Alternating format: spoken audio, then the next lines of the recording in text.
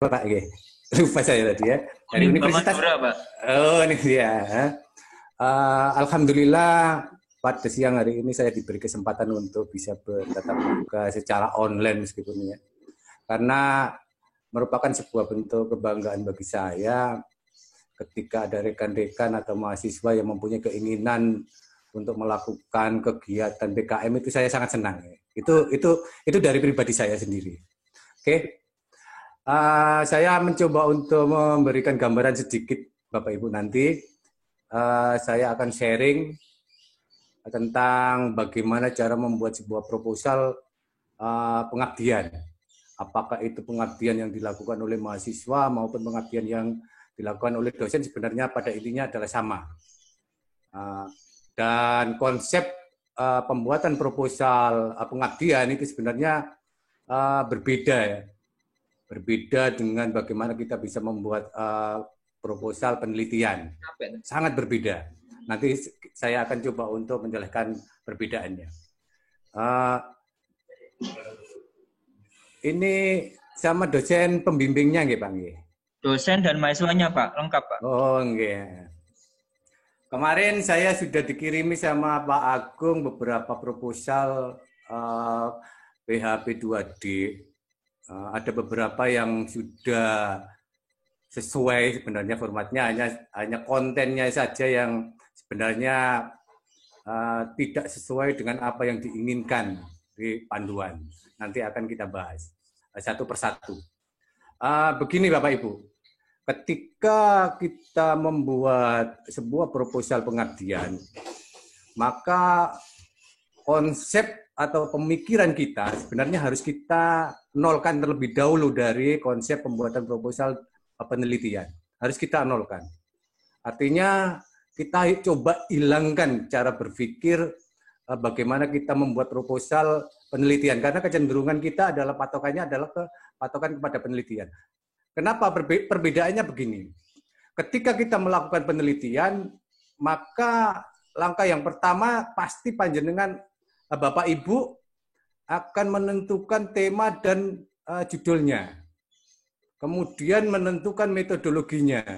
Baru setelah itu Bapak Ibu akan berpikir untuk mencari objek apa yang cocok dengan apa yang kita pikirkan.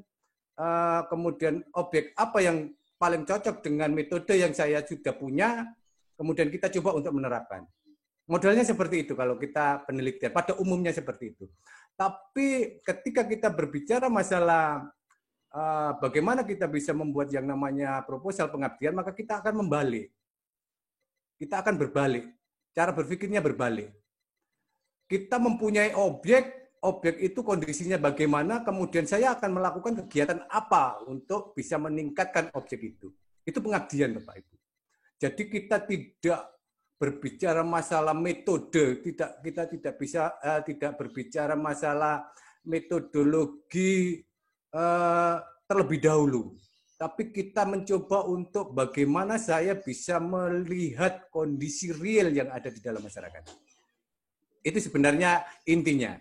Baru setelah itu kita akan berpikir ketika saya bisa mendeskripsikan daerah tadi, maka saya mau melakukan apa daerah itu. Prinsip dasar pembuatan proposal pengabdian. Jadi intinya adalah saya tidak akan menciptakan sesuatu yang baru, tapi saya akan membuat atau melakukan sesuatu itu pada objek mitra atau mitra yang akan kita jadikan mitra pengabdian. Seperti itu pengabdian, proposal pengabdian.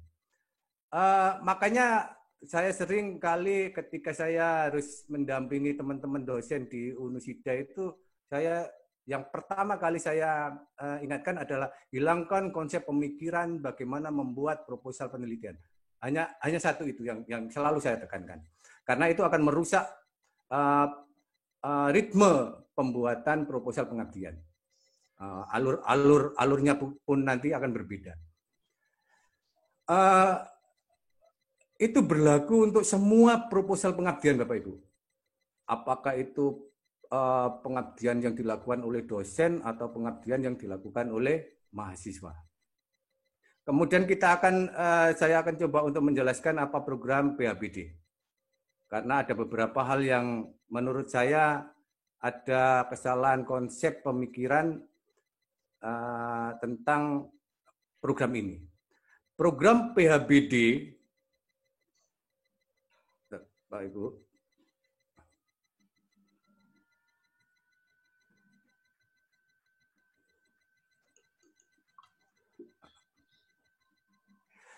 tujuan dari program ini adalah pemerintah atau Kementerian Dikbud sekarang ya, kalau dulu kan Kementerian Ristek-Dikti, itu bagaimana pemerintah itu memberikan kesempatan kepada mahasiswa untuk berperan aktif dalam melakukan pembangunan di daerahnya masing-masing melalui program pengabdian. Kemudian ruang lingkupnya juga Bapak Ibu bisa baca di buku panduan, karena di situ ada ruang lingkup yang harus Bapak Ibu atau mahasiswa, teman-teman mahasiswa, adik-adik mahasiswa yang harus fokus pada ruang lingkup yang sudah ditentukan. Tidak boleh tidak.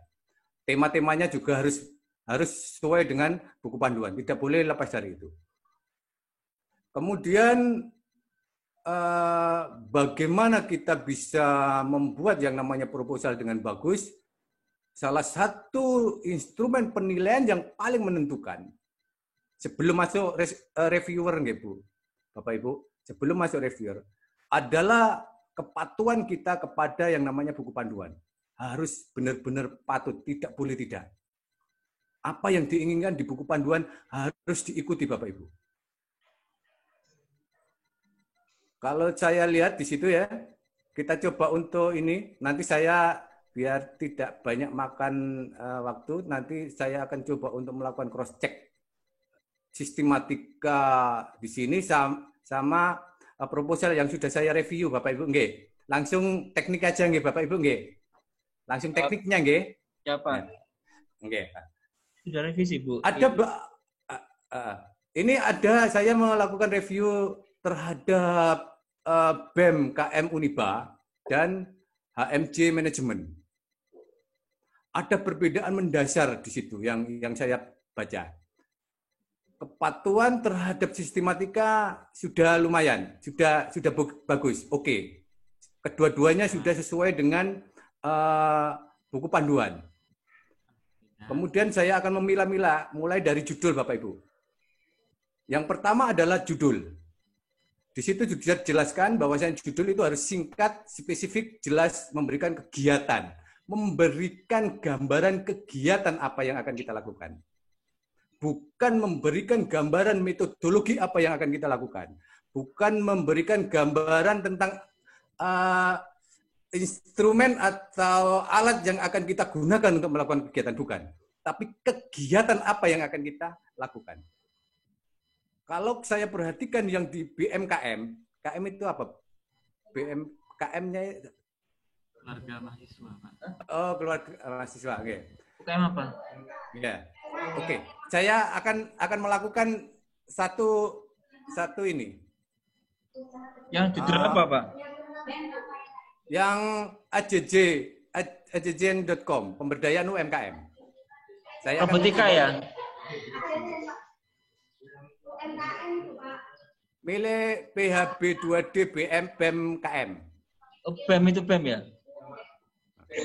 UMKM, Pak. Jadi itu bukan BEM, jadi UMKM, usaha mikro kecil menengah. Bukan, ini proposalnya BEM KM. Ini yang mengajukan kan BMKM, gitu.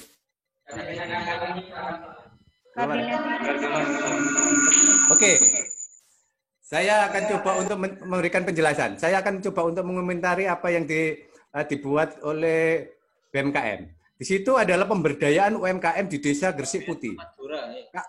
Kalau saya perhatikan dari judul ini, ya, maka apa saya bukain filenya, Pak? Apanya, Pak? Apa saya buka filenya aja, Pak? Nggak apa-apa. Pemberdayaan UMKM. Sama yang manajemen, Pak. Nanti saya akan coba untuk membandingkan. Ya, Pak, biar lebih jelas, Pak.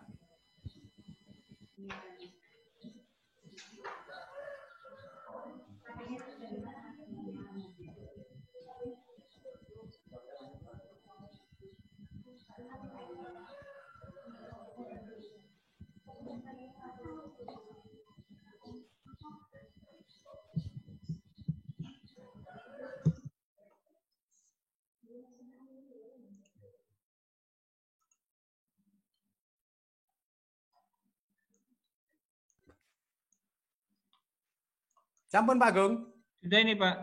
Oke. Kalau saya baca di situ judulnya adalah ajjen.com, pemberdayaan UMKM di Desa Gresik Putih, titik, dalam rangka upaya pengentasan kemiskinan. Kalau saya coba untuk mentelaah dari judul ini, maka judul ini sebenarnya pantas untuk dijadikan sebagai judul penelitian. Bukan merupakan sebuah pengabdian. Karena apa? Karena yang ini, kita fokus kepada program ini. Program ini adalah orientasinya adalah sasarannya adalah desa, masyarakat desa. Bukan kumpulan-kumpulan kegiatan-kegiatan ekonomi yang ada di desa, bukan. Tapi desa. Maka ketika saya membaca pemberdayaan UMKM, maka objek yang dijadikan sasaran pengabdian ini adalah UMKM-nya. Itu tidak bisa. Tidak diperbolehkan. Yang boleh adalah pemberdayaan UMKM dijadikan salah satu program dalam melakukan pengembangan pemberdayaan masyarakat desa. Satu program. Jadi kalau saya amati di sini, ini adalah satu programnya. Tuh, mati. Apa Pak? Kok mati, Pak? Nyala nih Pak, nyala Pak. Milik saya mati, Pak. Koneksinya mungkin Pak. Ini di sini kita baik-baik aja. Mungkin koneksinya itu Pak. Aduh.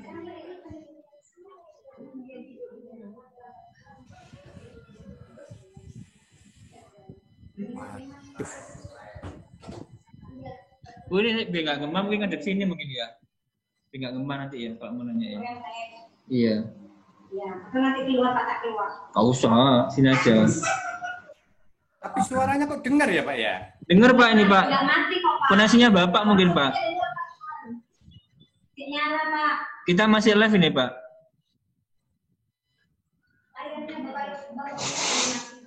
Iya. Baterainya Pak atau koneksinya Pak? Saya keluar dulu ya. Siap.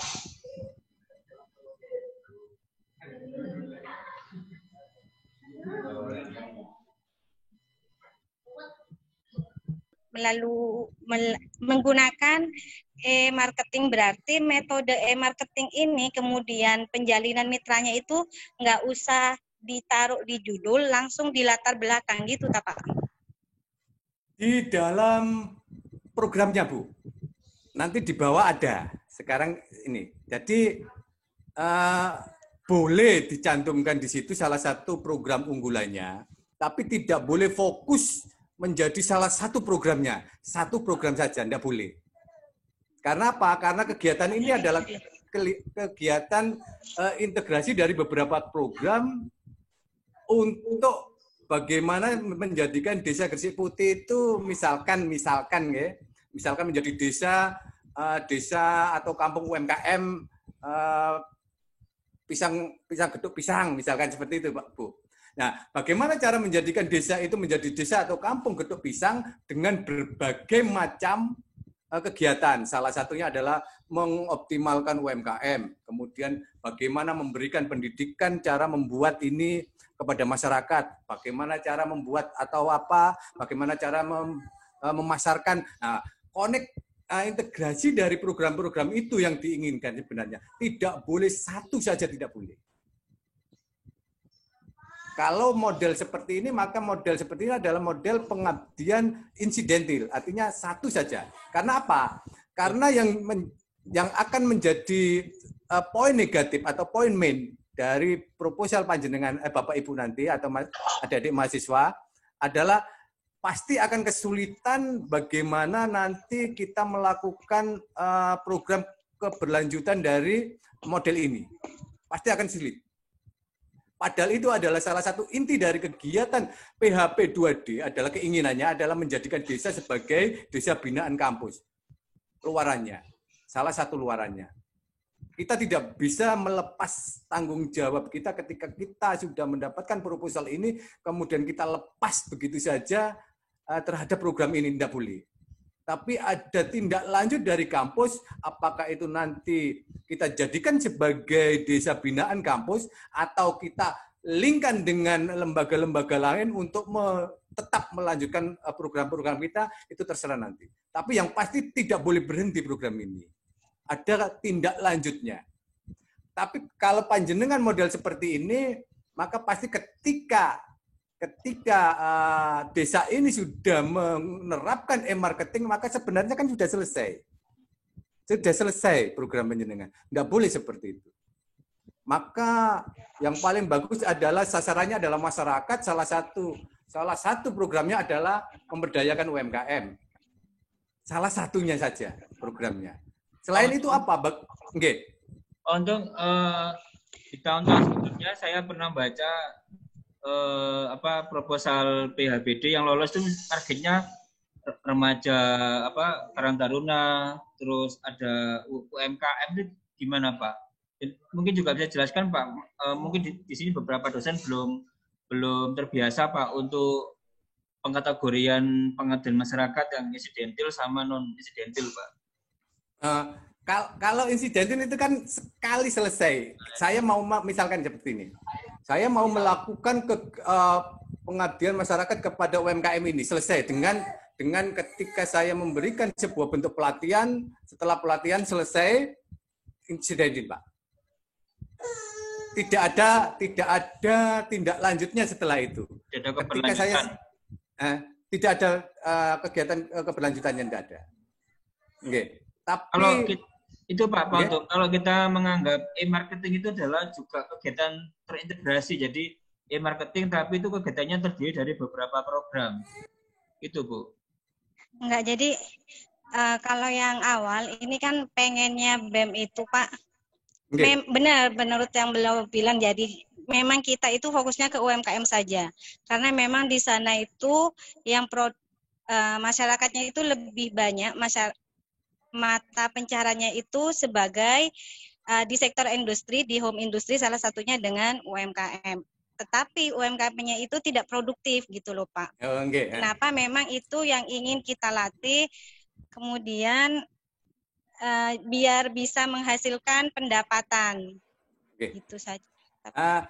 Saya paham itu Bu. Artinya emang kita harus menggerakkan UMKM. Tapi nggih Bu nggih. Iya, saran saya ya, itu yang mungkin yang satu. Iya. Kita melakukan pemberdayaan secara umum terhadap masyarakat desanya, tapi di dalam kegiatan kita itu fokusnya adalah ke UMKM-nya. Jadi jangan di ininya. Oh ya. Jadi ketika saya ingin memberdayakan masyarakat Gresik, saya ingin menghidupkan UMKM yang ada di desa itu. Tapi salah satu saja. Harus ada kegiatan lain. Jangan satu saja. Kalau hanya ada satu kegiatan saja, saya kira nanti akan susah. Susah, Bapak. Kita beri contoh, Pak Untung, kayak dulu Pak Untung yang jamur itu, Pak. Misalkan gini.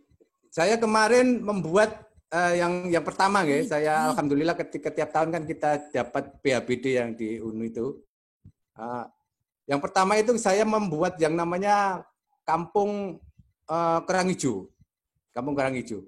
Hanya menjadikan desa ini menjadi Kampung Kerang Hijau sebagai objek wisata. Nah, dari situ banyak kegiatan yang ini, pelatihan bagaimana caranya membuat ini, kemudian saya bersama mahasiswa itu membuat tempat wisata, di mana di situ ada kafe-kafe untuk menjual produk-produk yang dihasilkan oleh masyarakat. Meskipun yang kami kerjakan itu adalah UMKM pengrajin kerang hijau. Tapi yang kita bicarakan adalah masyarakat secara umum, desa Kerang Hijau. Begitu, Pak. Jadi ada beberapa kegiatan. Kegiatan yang terintegrasi ya, Pak? Iya. Jadi jangan satu saja, Pak. Kalau saya pemberdayaan UMKM ya dengan e-marketing, ketika saya melakukan pelatihan kemudian UMKM-nya sudah bisa menggunakan e-marketing dengan baik, maka sudah selesai. Sebenarnya kan seperti itu. Caranya apa, Pak? Misalkan ini berarti ini itu judulnya apa ini, Pak? Sarannya misalkan, Pak. Kalau saya ya itu tadi, Pak. Tadi. Jadi pemberdayaan masyarakat Desa Gresik Putih melalui pengoptimalan UMKM gitu ya Pak ya? Enggak, UMKM-nya apa Bu? Oh, UMKM-nya itu harus spesifik juga tak Pak? Enggak, maksudnya UMKM-nya jenisnya apa Bu? Kalau di sana itu lebih pada masakan ya. Masakan makanan, olahan Iya, makanan, olahan jadi laut. di sana ya olahan laut, ya benar Pak. Oh iya. Jadi ya keripik, congcong gitu loh Pak. Karena memang potensinya di sana kan lebih pada hasil olahan lautnya itu Pak. Oh, enggak ya. Atau gini Bu. Berarti tidak bisa hanya di pemasarannya saja ya Pak yang Tidak. kita Inggih. Salud. Enggak kedengaran. Bu ya Pak.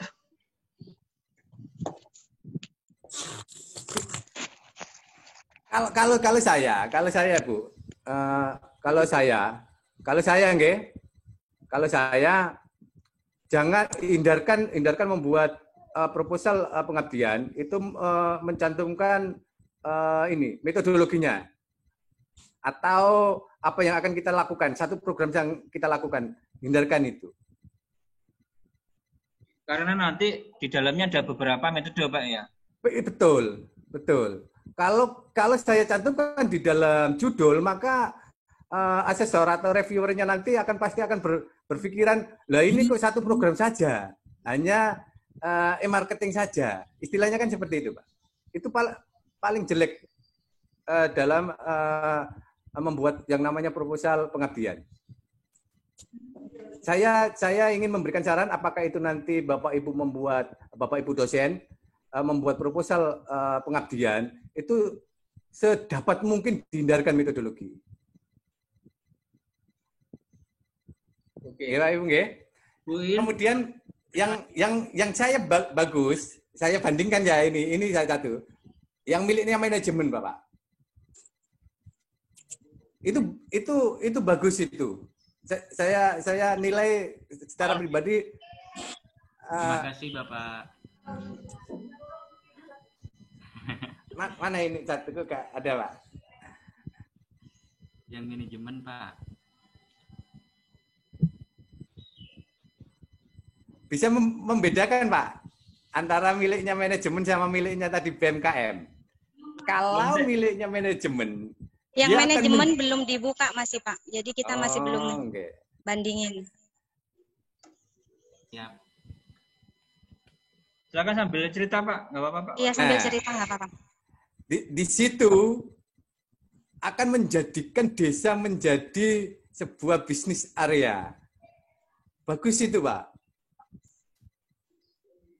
Jadi bagaimana sebenarnya kan inti dari program Bina Desa ini adalah bagaimana saya akan merubah wajah dari desa dengan berbagai program. Itu intinya Bapak Ibu. Jangan hanya sekedar sebagian masyarakat, atau meskipun itu boleh, meskipun ya, tapi itu saya kira akan menjadi nilai negatif bagi asesor untuk proposal panjenengan. Sampai di-share, Pak. Masih cari passwordnya nih, Pak. Atau lanjut aja, Pak, nggih? Enggak ya. Lanjut aja ya, Pak. Itu panjenengan Pak, saya tuh seperti berbicara orang Jawa. Maaf nggih Bapak Ibu. Enggak apa-apa, Pak. Nanti enggak ada. Kalau saya membaca dari judul yang dibuat oleh HMJ Management, maka ini sudah secara ini ya, secara insting itu pasti sudah judulnya ini apa, Pak? Pasti dibacakan aja Pak, judulnya apa Pak? Judulnya adalah potensi dan pengembangan objek wisata Bukit Pakis dalam pemberdayaan melalui pembuatan bisnis area di Desa Elok Lao.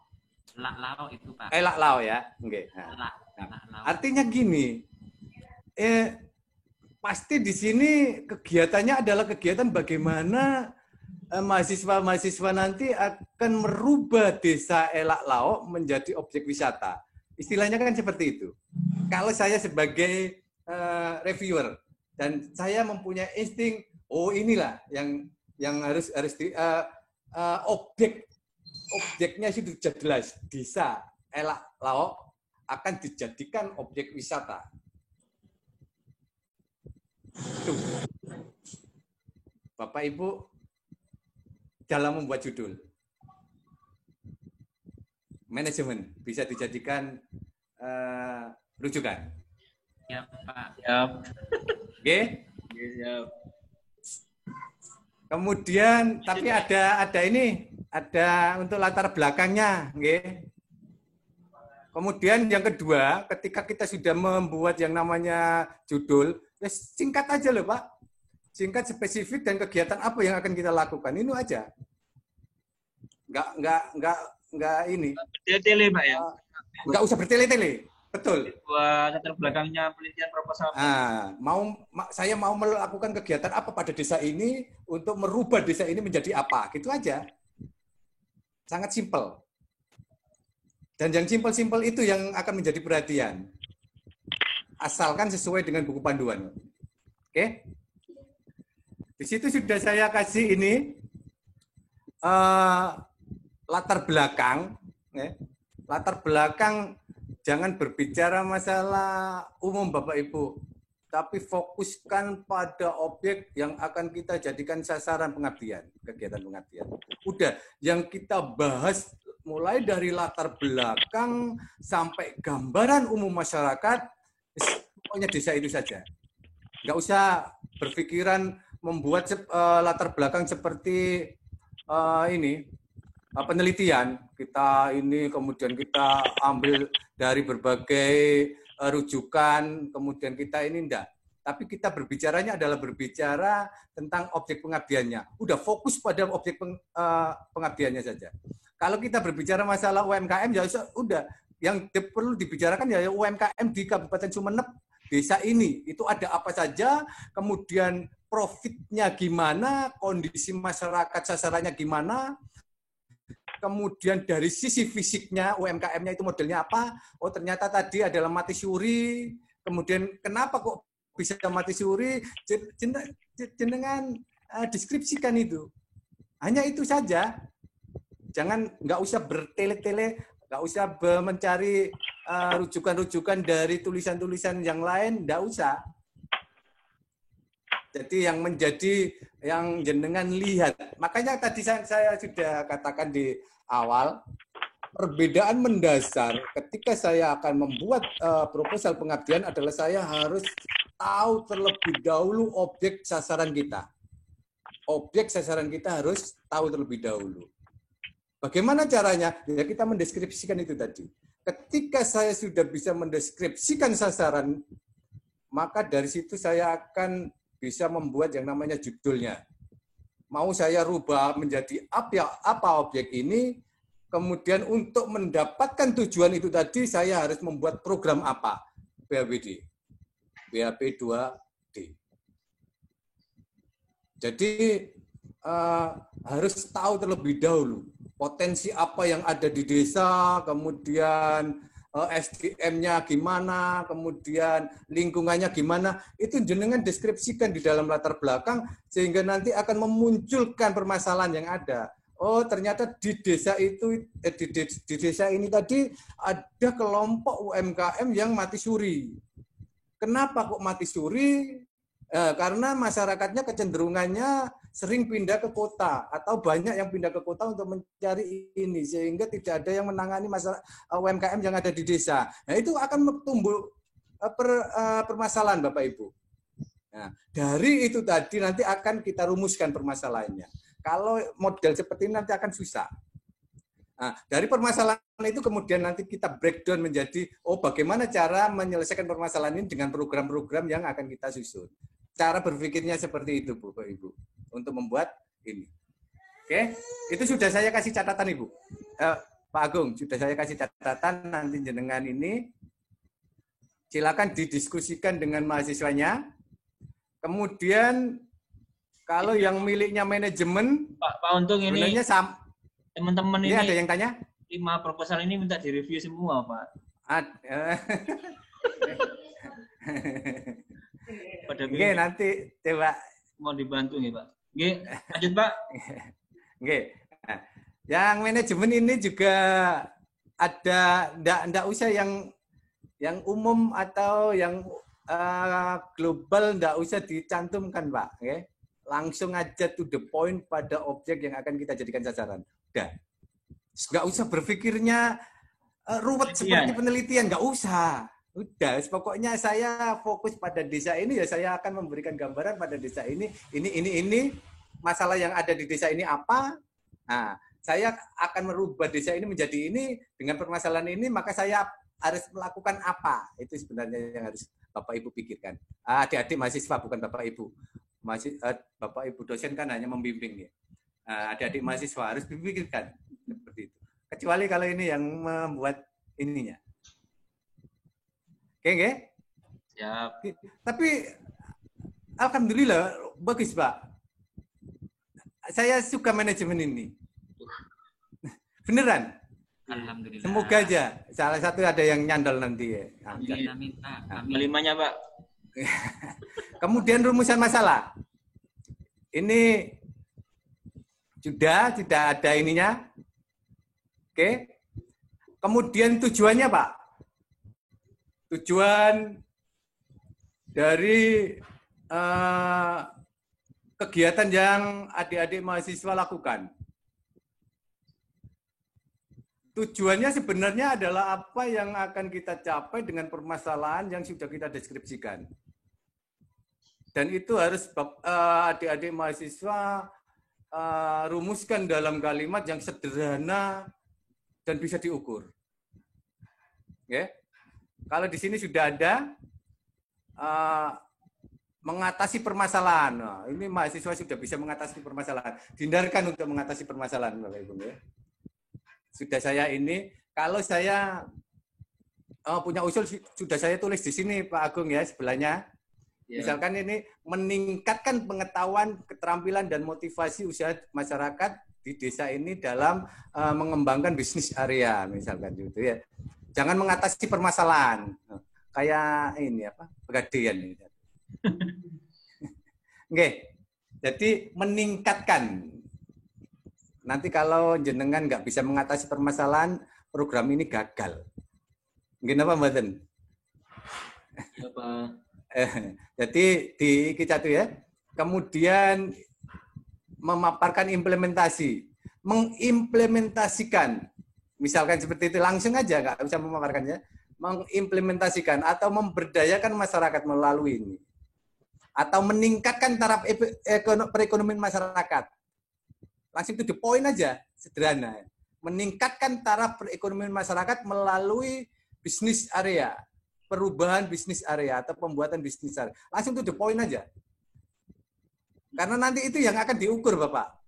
Ketika, semoga kalau ini ya,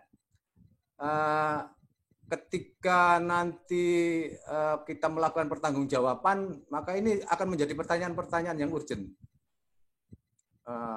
Ketika semoga lolos, nggih. Nah, itu harus kita antisipasi sehingga kita nanti tidak mengalami permasalahan. Jadi tujuannya jelas. Kalau tujuannya tidak tercapai, maka dengan dianggap programnya gagal. Dan itu akibatnya adalah pasti nilainya min bagi universitas. Oke, jadi kayak model seperti itu langsung aja meningkatkan taraf perekonomian masyarakat desa ini melalui pembuatan bisnis area. Oke, ini belum tak ini satu. Kemudian indikator. Nah, ini ya lumayan. Kemarin itu sudah saya ini. Coba komentar ini. Masa nggak kesip ya? Nggak kesip ya? Nah, kayak kalau ini, pada intinya, indikator itu hanya ada beberapa yang disarankan di dalam ini. Di dalam buku panduannya dijelaskan indikatornya kan sudah di ini, Pak. Sudah di breakdown. Yang pertama adalah perubahan perilaku masyarakat. Artinya ketika kita mencantumkan pengetahuan masyarakat, meningkatkan pengetahuan masyarakat itu sudah termasuk dalam perubahan perilaku masyarakat. Langsung aja di ini. Pengetahuan masyarakat, meningkatkan kesejahteraan. Oke, yang pertama. Kemudian yang kedua, adalah perubahan fisik. Perubahan fisik apa perubahan fisik? Karena kita membuat sebuah bisnis area, maka dijelaskan di situ. Indikatornya adalah terbangunnya bisnis area berupa kafe. Gitu aja langsung. Sehingga nanti ketika itu dicek, benar nggak?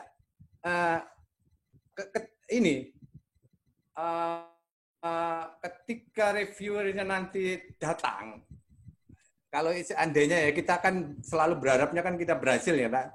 Maka yang pertanyaannya itu hanya berkutik pada indikator ini. Ya. Ketika bisnis areanya sudah terbentuk, maka itu termasuk sudah satu keberhasilan yang dilakukan oleh kegiatan ini. Ya. Ketika masyarakat sudah mempunyai pengetahuan keterampilan tentang bagaimana mengelola kafe, maka sudah berhasil kegiatan panjenengan. Oke. Kemudian yang ketiga ini, jalinan kerjasama antara mahasiswa dan kelompok masyarakat. Ini harus ada MOU-nya misalkan. MOU kerjasama antara kampus dengan masyarakat desa ini. Antar lembaga. Kerjasama tidak boleh antar individu. Nggih Bapak, nggih? Yang ini ya. Ini langsung disebutkan universitas saja. Sekolah tinggi dengan kelompok masyarakat desa elok. Langsung antar lembaga. Nggih. Kemudian ada satu indikator yang tadi saya katakan. Di situ nanti di sini itu ada keterkaitan dengan apa yang menjadi luaran program ini, Bapak Ibu. Jadi kenapa saya katakan harus ada sebuah MOU kerjasama anak universitas, karena nanti salah satu luaran yang harus Bapak Ibu cantumkan adalah keberlanjutan program ini. Tidak boleh berhenti, harus berlanjut. Misalkan MOU kerjasama antara universitas ini dengan masyarakat ini untuk menjadikan desa ini menjadi desa binaan kampus, misalkan seperti itu. Maka di dalam luarannya juga nanti ada satu. Ini kan ya. Yang luarannya Pak Agung. Yang nomor 4, luaran nomor 4. Maka nomor 3 ini ganti saja kerjasama antara sekolah tinggi dengan kelompok masyarakat desa Elak Lau. Jangan mahasiswa. Nah, itu nanti akan connect dengan yang luaran MOU-nya ini. Oke. Kemudian kalau ini kalau orang Jawa itu terlalu lincip, kita menulisnya. Udah kita tidak usah berbicara masalah devisa, tapi bagaimana pendapatan masyarakat desa gitu aja ya. Meningkatkan pendapatan masyarakat desa. Nah, elok-elok melalui apa kegiatan tadi ya. Jenengan itu nggih?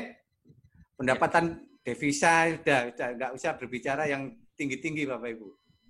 Nanti kalau nggak tercapai, mana yang kamu nggak bayar pajak kok nambah devisa kan kamu bisa ya. Ya Pak. Jadi meningkatkan pendapatan masyarakat desa. Itu. Kemudian kalau ini sebenarnya satu dengan nomor 2. Kalau ini nomor 6 itu ya. Karena salah satu indikator keberhasilan program adalah perubahan fisik. Perubahan fisik.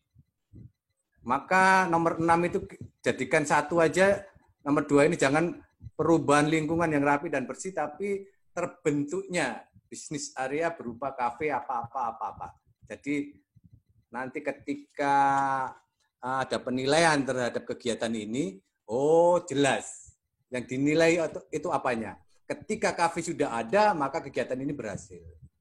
Jadi ketika itu cara satu. Jadi Bapak Ibu tidak boleh berpikiran secara, pokoknya saya membuat proposal, nanti kalau sudah lolos baru setelah itu memikirkan. Nanti akan kesulitan panjenengan. Bapak Ibu, mahasiswa, adik-adik mahasiswa. Akan kesulitan.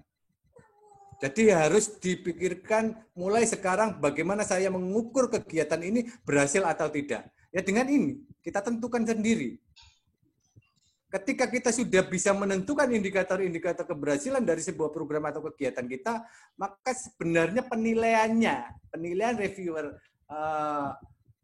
Kemendikbud itu pasti akan baik bagi kita. Karena apa? Karena kita dianggap sudah mampu membuat sebuah ukuran dari kegiatan kita sendiri. Itu yang terpenting. Bukan hanya berarti tinggal kita indikator ini tinggal buat 6 ini Pak ya. 6-nya kita masukkan gitu Pak ya.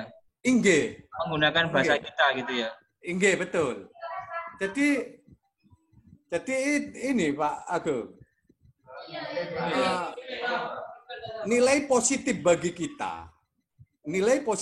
kita adalah ketika saya mampu membuat indikator tentang apa yang akan kita lakukan. Nah, nggih Pak, nggih. Jadi ketika saya sudah mampu membuat sebuah indikator keberhasilan atau cara untuk mengukur apa yang akan kita lakukan, itu sebenarnya nilai positif bagi kita, bagi mahasiswa. Oh, ternyata mahasiswa sudah mampu membuat sebuah ukuran tentang kegiatan yang akan dia lakukan. Luar biasa. Oke. Jadi ini sebenarnya tinggal memperbaiki sistematika kalimatnya Pak Agung. Pada intinya sudah sesuai dengan panduan, tinggal bagaimana membuat ini tuh keluar indikatornya, indikator kuantitatifnya. Sehingga orang lain itu membaca itu, oh saya nanti mengukurnya itu ada ini, jumlahnya berapa ini. Kan seperti itu. Indikator kan harus bisa diukur secara kuantitatif, Bapak Ibu. Adik-adik, ya. Kalau misalkan terbentuknya new type bisnis, kalau tidak terbentuk berarti gagal. Sederhana. Kalau terbentuk berarti kegiatan ini berhasil. Seperti satu. Kemudian yang nomor 5. Ketika pendapatan masyarakat desa tidak naik, maka kegiatan adik-adik mahasiswa gagal. Tapi ketika adik-adik mahasiswa mengatakan pendapatan masyarakat desa berhasil naik, berarti kegiatan adik-adik mahasiswa berhasil. Bagaimana caranya? Harus dilengkapi dengan survei nantinya. Kalau berhasil, moga-moga lolos. Amin. Biasanya kalau saya fokus gini, lolosan Pak. Ya, kalau saya tertarik, ini pasti biasanya nyambung biasanya. Moga-moga aja. Diperbaiki Pak ini ya. Kalau saya tertarik dengan proposal pengabdian, ini benar-benar bagus. Saya bagus, katakan bagus. Ini yang manajemen atau yang BEM ini, Pak? Yang Pak Oto? Manajemen. AMJ manajemen. Oke. Diperbaiki kalimatnya, adik nggih? Siap, Pak. Bagus, Pak. Saya satu. Siap. Kemudian kegunaannya. Boleh satu. Oke. Nah, yang paling karena banyak adik-adik lakukan revisi adalah gambaran umum masyarakat sasaran. Oke? Di sini. Rata-rata pasti akan menceritakan model seperti itu. Dari kelima proposal itu hampir semuanya seperti itu. Yang sebenarnya yang diinginkan gambaran masyarakat desa itu adalah gambaran umum tentang masyarakatnya, Pak. Dan itu harus dilengkapi dengan data kuantitatif. Berapa jumlah penduduknya, berapa jumlah ininya, kemudian luas wilayahnya, kemudian jangkauan, semuanya harus dijelaskan, didefinisikan. Dalam kuanti pakai dilengkapi kuantitatif. Oke. Kemudian nanti saya harus melibatkan masyarakat apa saja. Seandainya tadi yang di BMKM tadi Pak Agung. Tadi kan UMKM. Jadi situ disebutkan di sini bahwasanya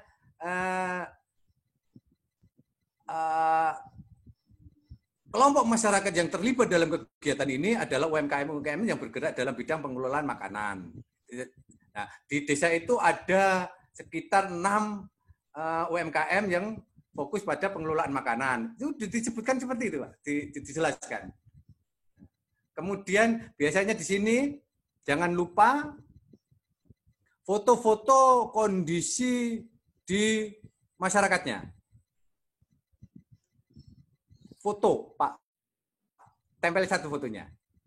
Yeah. Makanya setiap teman-teman mahasiswa ketika membuat proposal PHBD atau P2D itu, saya selalu, kamu harus datang ke daerahnya dulu, ambil foto yang akan menjadi fokus kegiatan fotonya mahasiswa. Di mana, Pak? Fotonya di latar belakang atau di mana? Bukan, Pak? Di dalam situ tadi, di gambaran umum masyarakat. Gambaran umum ya, yang G, Pak, iya, ya? Iya. Kemudian lokasinya dari kampus. Lewat Google Map, Pak. Harus dicantumkan, Pak. Google Map. Lokasinya. Di panduan juga ada, Pak, ya? Google Map.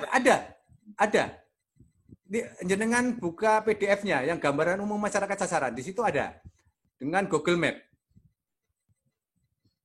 Kemudian ketika saya sudah memberikan gambaran umum masyarakat, gambarannya Pak ya, misalkan ternyata mata pencarian penduduk desa ini itu adalah sebagian dari nelayan. Kemudian ini dari itu kemudian permasalahannya apa? Permasalahan yang itu juga dijelaskan di dalam gambaran umum. Oh, ternyata ketika hasil tangkapan nelayan itu melimpah, kita kesulitan memasarkan. Ternyata nelayan itu kesulitan memasarkan hasil tangkapan ikan. Kemudian ketika diolah juga ternyata mengalami kesulitan dalam memasarkan. Dijelaskan di dalam gambaran umum. Permasalahan-permasalahan yang dihadapi. Oke, itu untuk gambaran umum. Kemudian metodologi pelaksanaan. Nah, ini juga panduan 2020 itu berbeda dengan panduan yang lain, yang lama. Karena panduan ini disesuaikan dengan kondisi saat ini, yaitu adanya pandemi. Maka Bapak adik-adik mahasiswa sebelum memberikan penjelasan kepada pelaksanaan, metode pelaksanaannya, itu harus dijelaskan dulu apakah kegiatan ini dilakukan full di lapangan, online atau offline.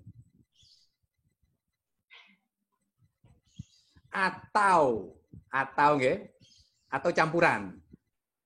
Kalau adik-adik mahasiswa melakukan kegiatan ini, saya melakukan secara online atau full di lapangan, itu setiap kegiatan itu adik-adik cantumkan aja. Misalkan sosialisasi kami lakukan secara penuh di lapangan dengan konsep yang harus sesuai dengan protokol pandemi. Meskipun kegiatan ini nanti akan dilakukan pada tahun depan. Tapi kalau kita konsisten dengan pokok panduan ini, maka harus dijelaskan itu. Mekanisme metode pelaksanaan dari kegiatan ini. Oke, itu sudah jelas, Pak. Jadi 3 metode pemberdayaan desa. Yang pertama adalah dilaksanakan secara penuh di lapangan, kemudian yang kedua adalah dilaksanakan secara offline dan online, artinya campuran, boleh dilakukan online, boleh dilakukan offline. Atau kegiatan masyarakat desa seluruhnya dilakukan secara online. Hanya ada 3 metode yang diizinkan di dalam proposal ini.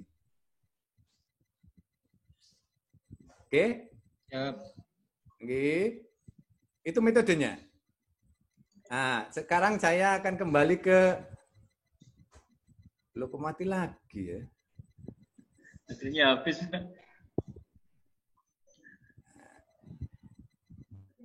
Kembali ke proposal. Apa ya, yang penting kedengaran. Mboten, sampun. Ini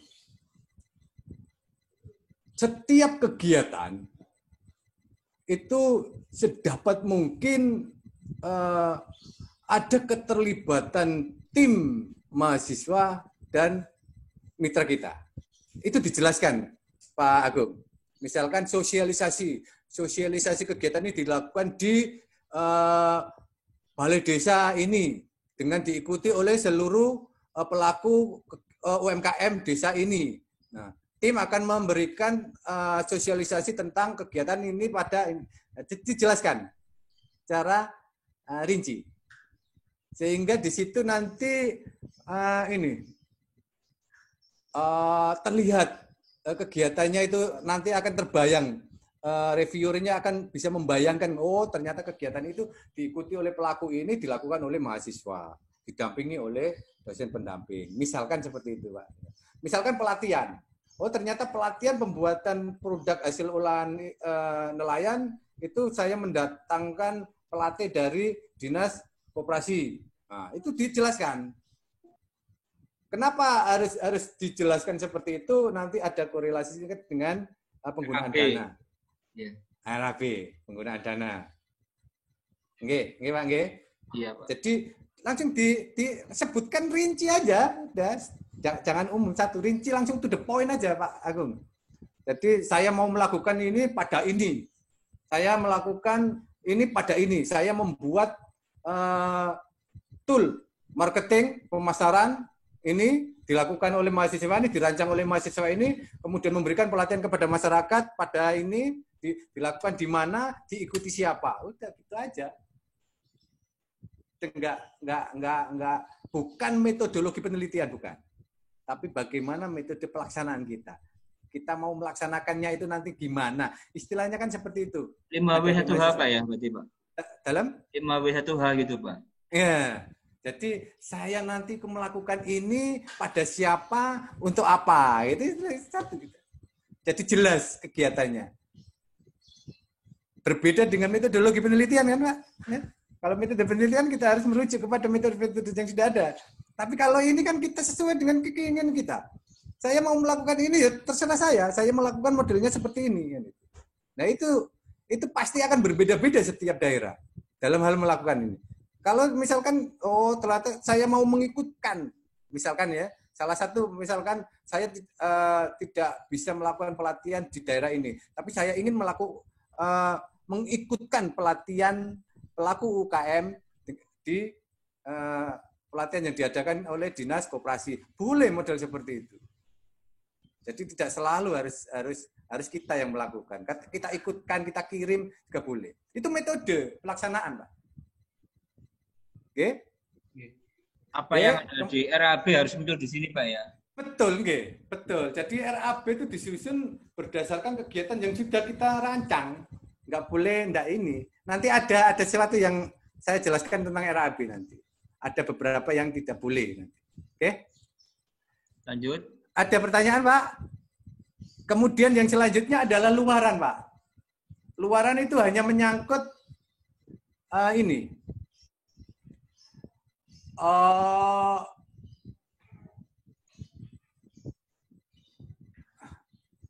Ada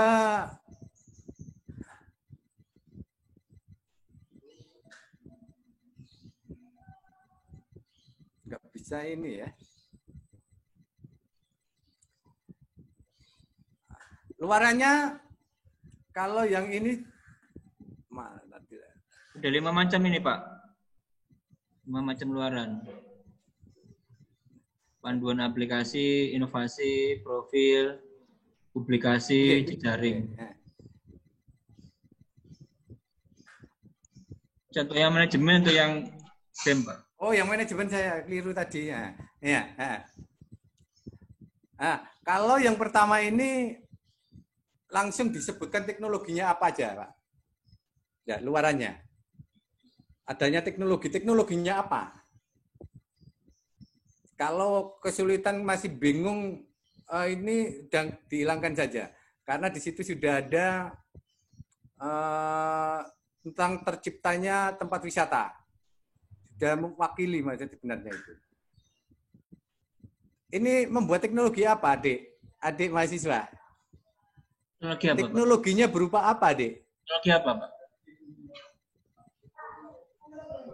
Hah? Oh, Mas Habibie? Iya, iya Bapak, izin Silakan, mau teknologi apa itu Mas Habibie? Teknologinya berupa apa, Pak? Adik. Nah, ini seperti ini Pak, itu kita mau mempromosikan itu bisa lewat via sosmed gitu Pak. Maksudnya teknologi gitu kan Pak. Apa toolnya tadi?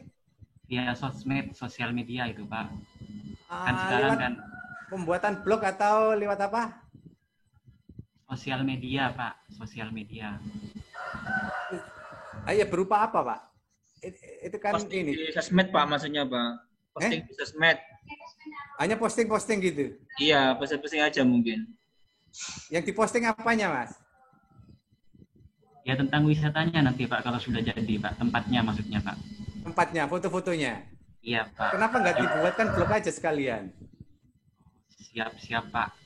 Ya, kalau model seperti itu adalah ini aja langsung luarannya adalah web untuk melakukan promosi potensi wisata kafe.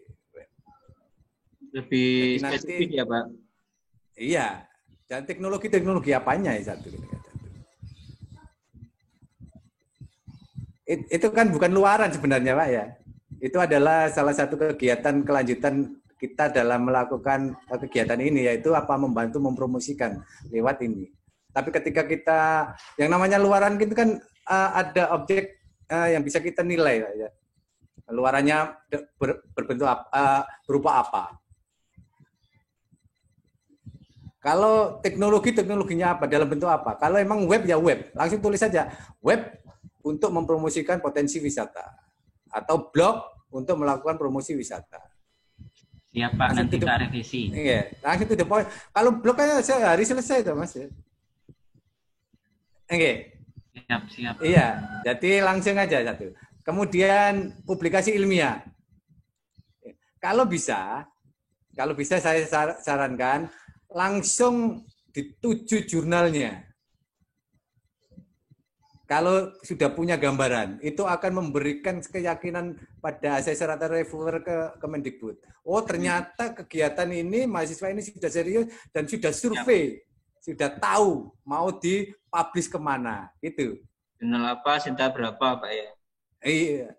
Langsung jelas aja, langsung ini aja. Langsung to the point, Pak Agung. Jadi publikasikan pada jurnal apa. Kemudian kalau ini sudah terciptanya tempat wisata, ini langsung aja ini. Nah, jadi bentuknya apa? Langsung dijelaskan bentuknya ya. Yang nomor 3, kemudian MOU ini juga sudah oke. Suaranya. Dan ini tanggung jawabnya besar Pak Agung ya. Apa, Pak? Iya kan? Harus bertanggung jawab untuk melanjutkan kegiatan ini, Pak Agung. Universitasnya nggih. Ya, satu. Ngajurnya ini. Itu luaran.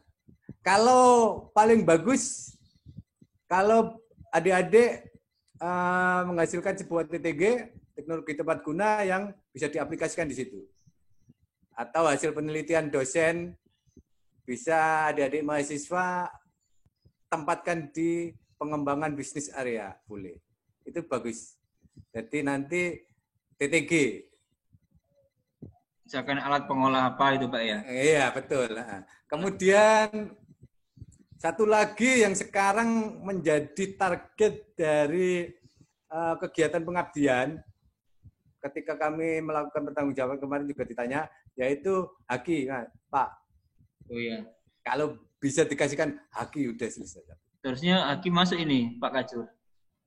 Boleh, nah kan haki kan mudah ya. Lupa nih, Pak ya. Siap. Makasih. Haki kan sudah menambah nilai proposal, juga nanti kalau seandainya lolos juga akan menambah nilai pada prodinya atau universitasnya. Siap. Haki, mumpung gratis kan kalau lolos. Bayar, Pak. Oke, kan dibayari pemerintah ya. Oke ya. Kemudian juga ini sudah oke untuk kegunaannya. Kemudian metode penelitiannya tadi sudah saya ini kan Pak Agung ya. Jadi langsung disebutkan misalkan cara pembuatan kafe tulis dimulai. Nah, ini melibatkan siapa saja gitu loh Pak. Dijelaskan rinci orangnya. Pelatihan, pengelolaan bisnis yang diikuti dilakukan siapa? Misalkan pelatihan ini dilakukan oleh tim bekerja sama dengan Dinas Koperasi dan UMKM untuk memberikan pelatihan bagaimana cara mengelola bisnis yang diikuti oleh pelaku-pelaku UKM di desa Laok, misalkan seperti itu, Pak. Langsung to the point aja. Nggak usah gini-gini, terlalu umum ini. Berarti dibuat narasi nih, Pak. Dibuat narasi panjang langsung gitu, Pak, maksudnya. Iya, jadi kayak misalkan gini, pelatihan pengelolaan bisnis. Misalkan ya. Nah, pada tahap ini pelatihan akan dilakukan oleh tim mahasiswa tadi ya, bersama dengan mitra kegiatan, yaitu pelaku UMKM. Nah, pelatihan ini akan dipandu oleh pelatih yang mana gitu loh Pak, satu gitu. Diikuti oleh ini, pesertanya ini. Di sini. Kalau bisa ya tanggal berapa itu. Atau minggu berapa gitu Pak. Nah, itu kan sudah ada di connect dengan jadwal kegiatan itu loh Pak ya. Ya, itu udah bagus itu Pak. Jadi ternyata sudah direncanakan jauh-jauh kegiatan ini dan sudah dimasukkan di dalam jadwal kegiatan. Luar biasa seperti itu. Jadi kegiatan ini dilakukan pada minggu ke ini, bulan ini, yang akan diikuti oleh ini. Ini enggak ini kan definisi Pak, model seperti ini kan ya. Kemudian evaluasi program. Nah, evaluasi dilakukan bersama-sama antara tim dengan sasaran atau mitra. Kita dihadiri oleh ketua LPPM. Wah, mau gitu loh Pak. Satu ya. Ya, enggak ya. Jadi langsung fokus atau spesifiknya, langsung spesifik aja kegiatannya. Oke. Kemudian jangka waktunya oke. Nah, ini nggak ada rinciannya yang ini ya. Belum Pak ini. Belum ya. Saya akan berbicara untuk rinciannya untuk yang PHBD BEM. Ada beberapa yang ini. Yang adik-adik mahasiswa ketahui ketika membuat sebuah RAB, rancangan anggaran.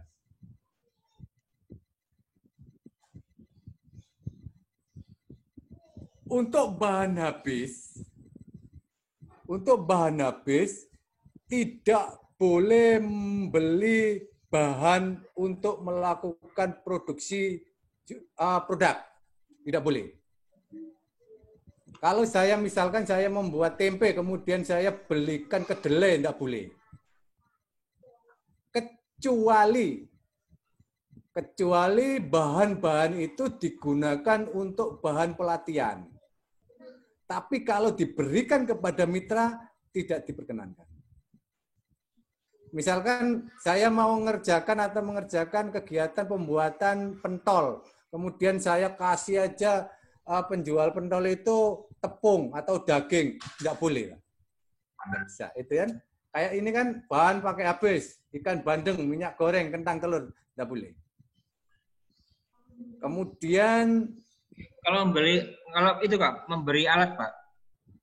Boleh kalau alat. Kalau bahan nggak boleh. Bahan untuk produk. Oke. Bahan untuk produk tidak boleh. Ada pertanyaan Adik? Bahan untuk produk tidak boleh. Ya, Kak Bu.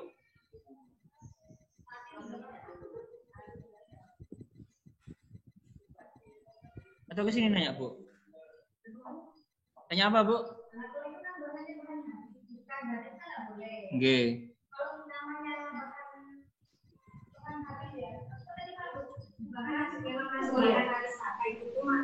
Bahan habis pakai nggak boleh, Bu. Kalau alat boleh. Kalau pelatihan boleh. Dipakai untuk pelatihan. Iya. Produksi nggak boleh, Bu. Untuk pelatihan boleh, Bu. Bahan untuk pelatihan produksi. Boleh. Iya, kan beda, Bu. Iya, tapi kan apakah juga dibuat nalar apakah sampai habis sebanyak ini untuk pelatihan gitu. Juga perlu dipertimbangkan. Kemudian satu, Pak Agung. Iya, Pak. Untuk justifikasi pemakaian. Itu bukan ukuran. Ini kan ukuran kan ya? Kuantitas ini, Pak. Seller, ya. Tapi jenengan membeli ini untuk kegiatan apa? Harus muncul di metode pelaksanaan. Bukan. Iya, betul. Oke. Jadi justifikasi pemakaian vacuum sealer. Untuk apa vacuum sealer? Ini maksudnya Yang BMKM itu loh, Pak. iya. Maksudnya kertas untuk apa, Pak ya? Nggih, kertas untuk dokumentasi, tinta perlu untuk dokumentasi nggih. Untuk apa? Kalau itu kan Bukan jumlahnya, Bu. Iya, Pak. Sip. Kemudian itu tadi yang saya katakan, ketika saya membelikan kentang telur, maka di sini akan muncul justifikasi pemakaian untuk bahan pelatihan. Bahan pelatihan. Maka itu akan aman. Tapi kalau untuk memberikan bantuan pada mitra, itu nggak boleh. Nanti disunat, Pak ya. Pasti dicoret itu. Nanti kalau pas lolos dicoret. Ya pasti dicoret, nggak mungkin disalahkan tapi dicoret gitu aja. Nah, ini beli bumbu 1 juta ya kan lumayan ya. Itu bumbu apa, Bu? Iya, impor, Pak. Bumbunya macam-macam. Jadi kayak gini, pembuatan laporan, justifikasi pemakaian, pembuatan material ke pembuatan laporan, Pak. Yang lain-lain kan ya. Atau misalkan fotokopi atau apa penggandaan. Nah, untuk apa ini pembuatan laporan, justifikasi kan pembuatan laporan. Dokumentasi itu untuk apa? Dokumentasi itu kan satu material kan, dokumentasi itu materialnya, Pak. Bukan. Boten toh? Bukan dah ya. Harus jelas. Kemudian di sini ada komunikasi. Kemudian di sini ada paket internet. Yang perlu adik-adik tekankan di sini, ketika kita membreakdown anggaran, itu adik-adik lihat kegiatannya. Dari kegiatan itu breakdown aja. Oh, kegiatan ini itu butuh anggaran berapa, butuh apa saja.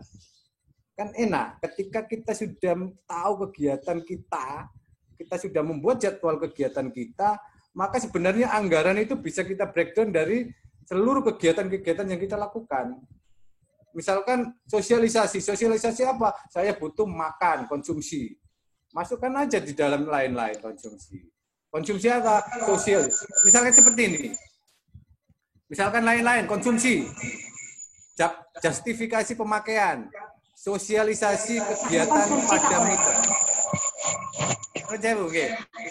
Pak, katanya konsumsi nggak bisa, Pak. Konsumsi nggak bisa? Iya. Kata siapa? Kan kalau memang nggak ada sih, cuma PKM kita buat proposal yang PKM kemarin itu salah satunya yang nggak boleh dibolehkan itu konsumsi. Gitu. Kenapa kita hindari konsumsi gitu, Pak? Sebentar, Bu. Di panduan aja, Pak ya. Iya. Kalau nggak jelaskan berarti boleh, Bu. Kalau nggak dilarang berarti boleh. PKMM ya? PKM semuanya. Tidak ada larangan, Bapak. Itu, Bu. Kalau nggak dilarang berarti boleh itu, Bu. Di situ tadi ini biaya-biaya publikasi kan belum ada itu kelihatannya, Pak. Ya belum, Pak. Nah itu ini kan di sini kan hanya dijelaskan seperti ini. Bahan habis, peralatan penunjang, seminar publikasi, kemudian komponen-komponen yang tidak boleh adalah honor bagi pelaksana, kemudian sewa laptop, kamera, dan sound system tidak boleh. Hanya satu. Selain itu kan nggak masalah. Tidak membahas di situ.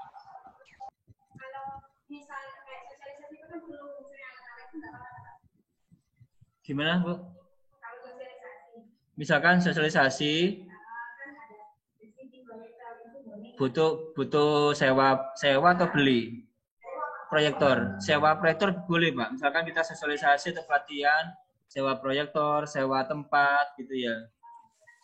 Terus mengundang pemateri, honor pemateri, konsumsi pemateri gitu, gimana, Pak? Oke. Nah, kalau model seperti itu kan memang harus, Pak. Jadi honor yang nggak diperbolehkan honornya itu hanya untuk honor tim pelaksana, dosen pendamping atau tenaga pembantu. Tapi kalau saya mau ngaji misalkan ini pembicara dalam pelatihan, ya nggak masalah sebenarnya kan? Kan memang harus itu. Kegiatan dosen juga ada kan? Nggak masalah seperti itu. Yang tidak boleh itu kan tim pelaksana dan dosen pendamping nggak boleh menerima honor. Tim pelaksana siapa? Ya mahasiswa nggak boleh. Ambil honor nggak boleh. Ini saya kira ada beberapa hal yang harus diganti seperti seminar, pengajuan haki, kemudian ini kan banyak sebenarnya biaya-biaya seperti itu. Oke. Oh, tadi itu Pak sewa proyektor, Pak. Kalau sewa proyektor justifikasi pemakaian harus jelas, Pak. Kalau misalkan saya sewa kamera, dibuat apa kamera pakai foto pakai HP bisa? Gini apa mboten? Ya apa tidak, Bu? Adik-adik. Apakah adik-adik masih memerlukan kamera untuk ini? Atau misalkan saya sewa laptop, apa mahasiswa sudah nggak punya laptop sekarang? Kan satu. Pasti itu pasti akan dicoret, Pak. Nggak ada sewa laptop kan? Nggak boleh sewa laptop, sewa kamera nggak boleh. Tapi misalkan saya mau nyewa peralatan lab, boleh. Sewa LCD atau HP untuk yang penting itu justifikasi pemakaian, Pak Agung. Di metodenya muncul, Pak ya, di metode pelaksanaan. Okay. Misalkan sosialisasi. Ternyata sosialisasi saya memerlukan alat LCD atau ini. Ya nggak apa-apa, kalau itu nggak apa-apa, sewa aja. Saya nggak mungkin, Pak, kalau saya nanti pinjam kampus nggak diperbolehkan. Saya sewa kampus misalkan. Nah, silakan, monggo, nggak masalah. Yang terpenting adalah justifikasinya jelas untuk sosialisasi. Tapi saya sarankan, Pak Agung, ya, yang sewa-sewa itu dihindarkan. Karena bayar pajak. Oh, nanti kena pajak, Pak ya, setelah pajak PPh 22. Berapa persen? Sewa kan? Kalau itu saya kurang tahu ya satu. Kalau paling aman itu dihindarkan. Makanya saya selalu tekankan untuk membuat laporan apakah itu dosen atau mahasiswa, saya selalu menghindarkan ini. Sewa mobil, sewa itu nanti karena apa? Karena harus dilampiri dengan pajak PPh 22. Konsumsi bukannya ada pajaknya juga ya, Pak ya? Konsumsi kayaknya PPh 23 deh, Pak. Kalau konsumsi sebentar, Bu. Amin. Kalau konsumsi hanya kalau kotak nasi kotak itu nggak satu. Yang kena pajak 22 itu kalau kita prasmanan pakai jasa catering. Nah, itu baru kena pajak. Tapi kalau selama saya beli ini ya nggak masalah, satu ada kotaan ini nggak kena, Pak.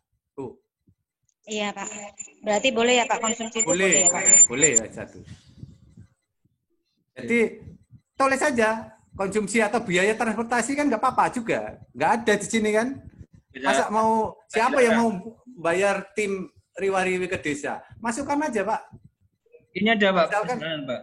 bantuan transportasi, yang pertama justifikasi pemakaian untuk survei lapangan, gitu, Pak. Ini kayaknya pisah nih, Bu. Pisah kayaknya ini ya. Yang ini, Pak, untuk yang poin 2 nih, Pak. Peralatan penunjang kecuali kesekretariatan, ini perjalanan kayaknya pisah di bawahnya kayaknya nih, Pak. Oke, Sepertinya. Lihat tanda titik koma ini, Pak. Biasanya ini turun ini. Kayaknya turun ini, Bu. Kayaknya turun memang diperbolehkan maksudnya. Diperbolehkan ya. Silakan Pak lanjut. Oke. Sampun nggak? Gimana Pak? Itu tadi dari biaya, nggih. Jadi adik-adik mahasiswa, itu tadi saya hanya kasih saran atau sharing untuk teman-teman dosen juga ya. Kalau selama ini kan seringkali ketika kita merasa kesulitan untuk melakukan pembuatan rencana anggaran atau apa, banyak keluhan-keluhan. Sebenarnya itu mudah sebenarnya. Ketika kita sudah mempunyai yang namanya rangkaian kegiatan atau daftar kegiatan, jadwal kegiatannya. Nah, setiap kegiatan itu nanti biayanya berapa, kemudian apa yang dilakukan, bahan apa yang diperlukan, ya itu kita breakdown sebenarnya. Kemudian kegiatan ini, sehingga ketika kita membuat yang namanya detail justifikasi pemakaian, kita tinggal ini, oh saya sewa OHP untuk kegiatan sosialisasi, oh saya menyewa tempat gedung untuk melakukan pelatihan, oh saya membayar honor pembicara untuk pelatihan. Kan kita connect terus seperti itu. Nah, itu sebenarnya bisa membantu kita melakukan perencanaan anggaran belanja. Nah, itu aja pesan saya satu. Jadi sesuaikan dengan kegiatan yang sudah kita rencanakan. Lihat kegiatan yang sudah kita rencanakan. Jangan sampai ada kegiatan yang tidak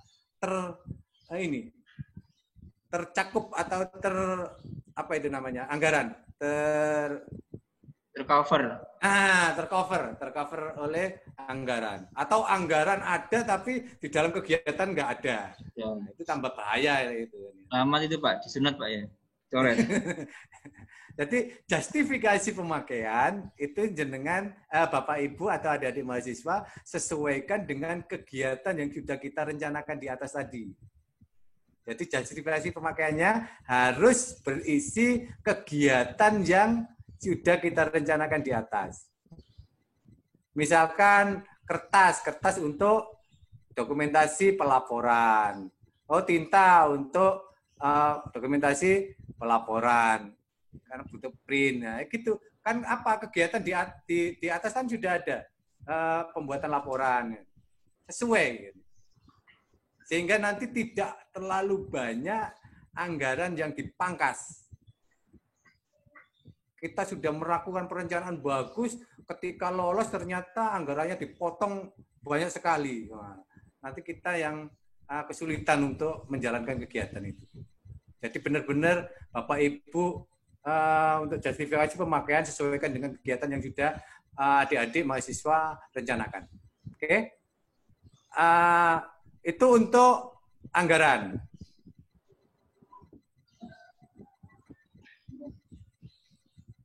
Kemudian kalau instrumen pendukung itu nanti Bapak Pak Agung, ya, itu nanti hanya akan di instrumen itu kan instrumen untuk lakukan penilaian nantinya ya. Ini adalah pasca pengajuan. Nah, pasca pengajuan setelah proposal kita ini. Nah, lampiran-lampiran ini saya kira sudah semuanya. Kemudian saya hanya kita kembali ke atas. Untuk lembar pengesahan, itu kita tidak buat secara manual, Pak Agung. Itu nanti akan keluar setelah kita mengisi data-data di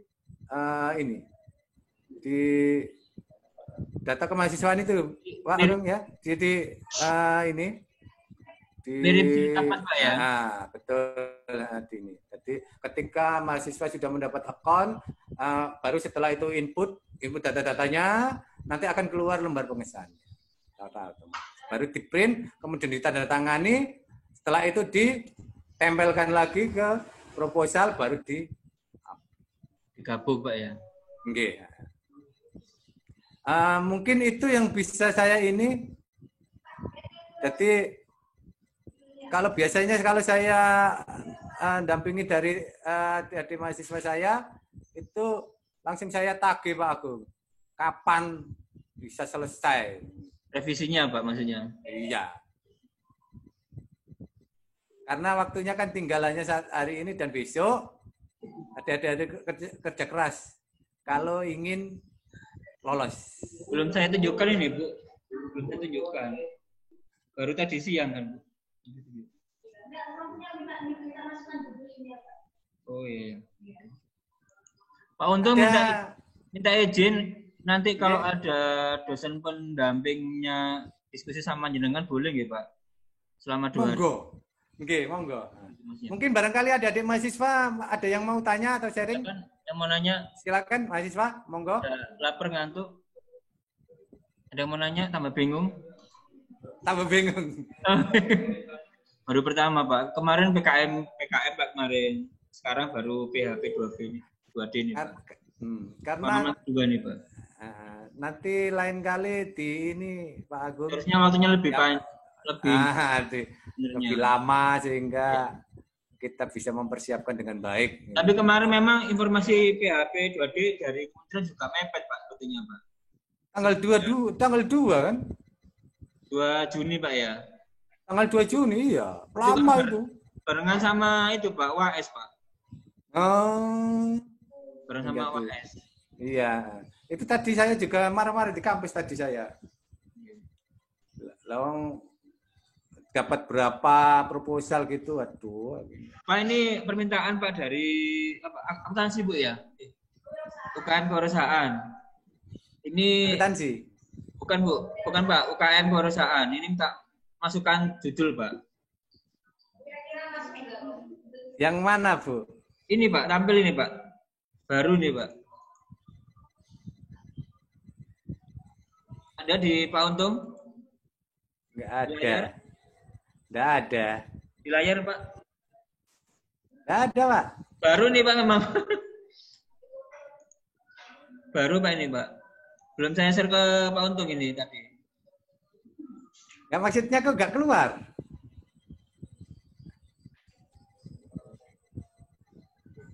Oh, bentar. Sorry, Pak. Belum saya... ini. Ini, sorry. Ya. Sorry. Oh, ini yang teknik itu? Iya. Ya, itu yang kemarin saya ini, Pak Agung. PDF. Yang, iya. Kan banyak yang tidak sesuai sistematika penulisannya kan tidak sesuai. Yang ini, Pak, ya? Yang iya. Perbaikan. Ini yang PDF itu kan, Pak? Iya, PDF.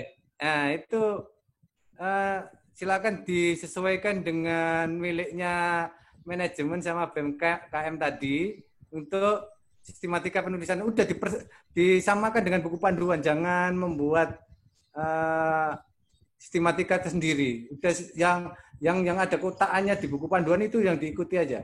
Ya. Kemudian kalau ini kan saya tadi sudah, ini kan mirip dengan miliknya BMKM tadi, Pak Agung.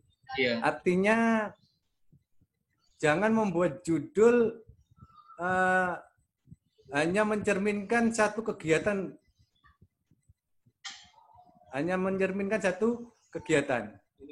Kalau saya lihat itu kan hanya mencerminkan satu kegiatan. Bagaimana saya bisa menerapkan keting? Sebenarnya kan kalau paling bagus itu adalah bagaimana cara membuat desa itu misalkan melek teknologi atau menjadikan ini berbasis IT. Daerah ini misalkan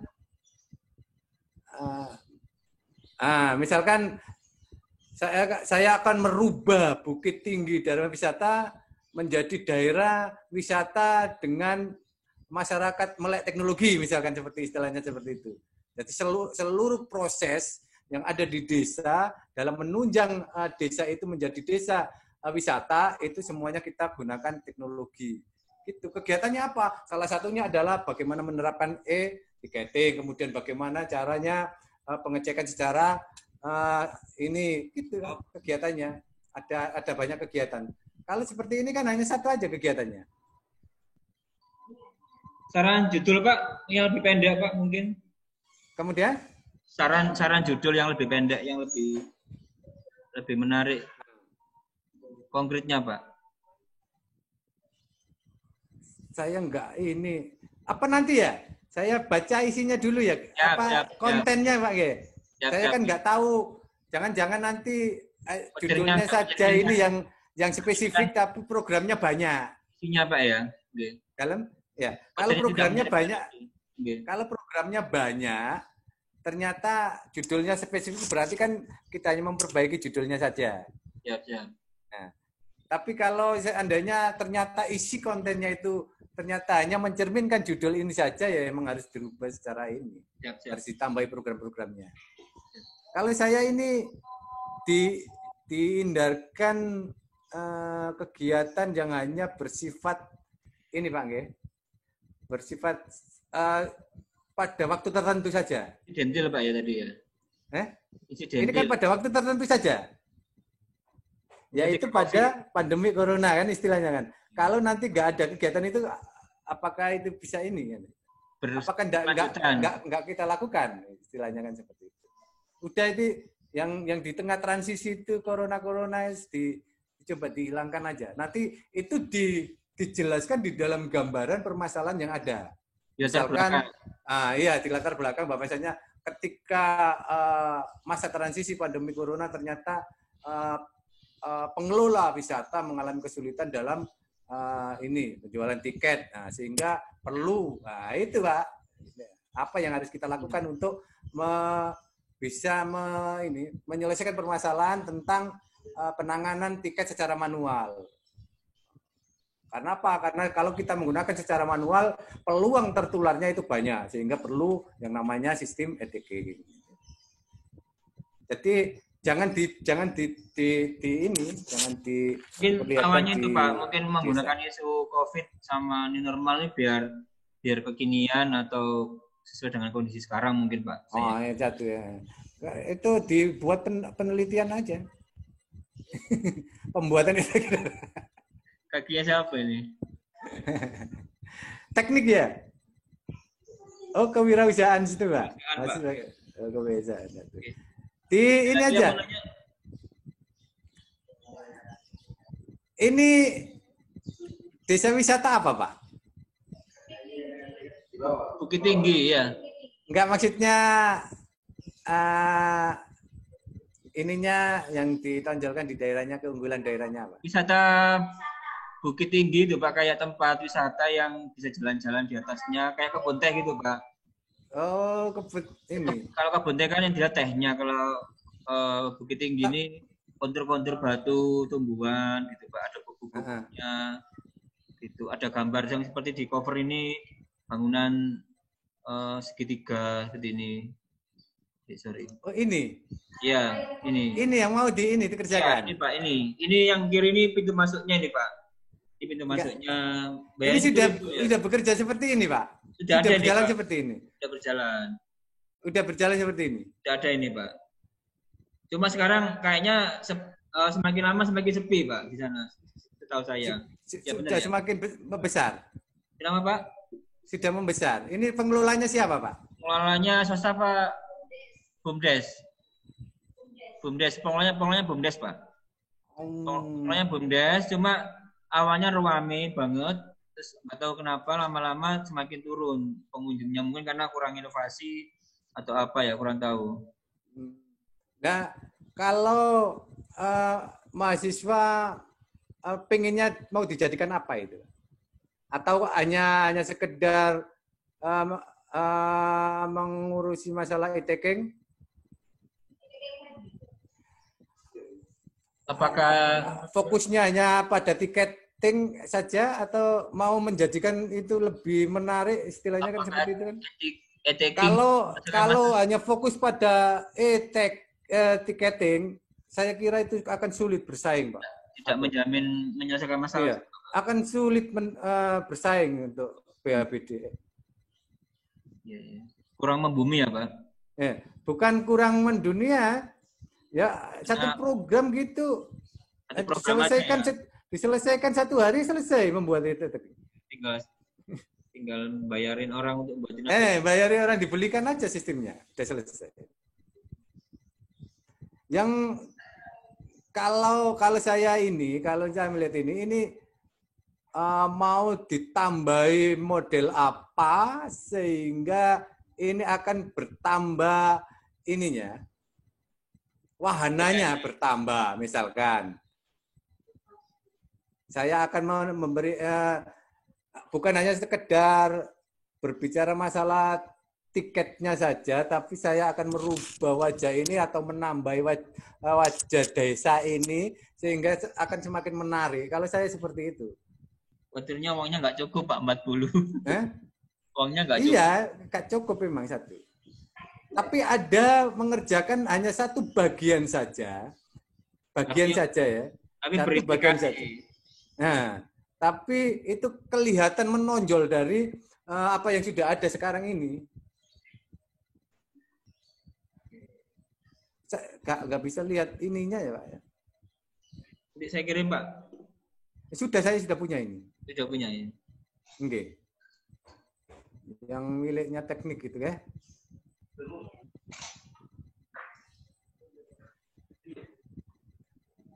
Loh, kalau di sini kan miliknya teknik gitu ya. Diperbaiki sepertinya Pak. Oh.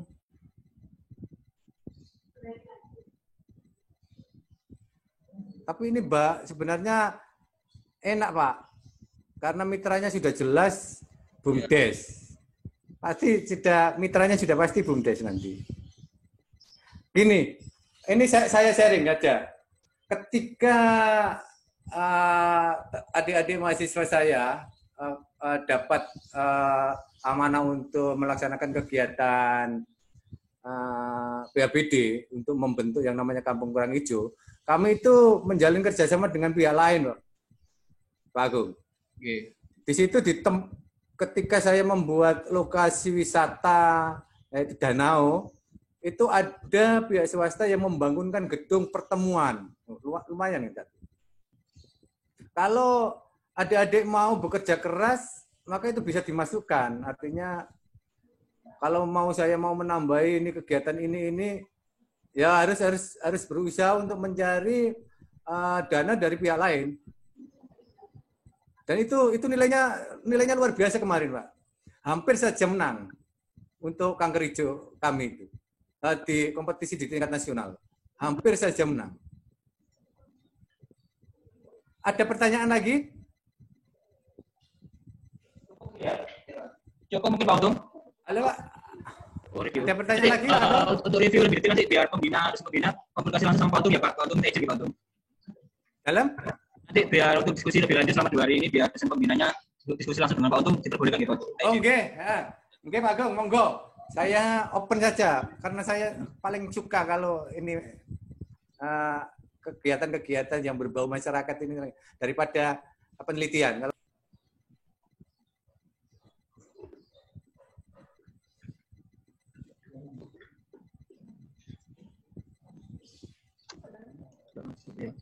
Oke, ditutup aja Pak caranya. Bentar ya Pak, baterainya habis. Nanti bisa komunikasi langsung dengan Pak Untung. Saya rasa kalau waktunya sudah sore, kita tutup ya.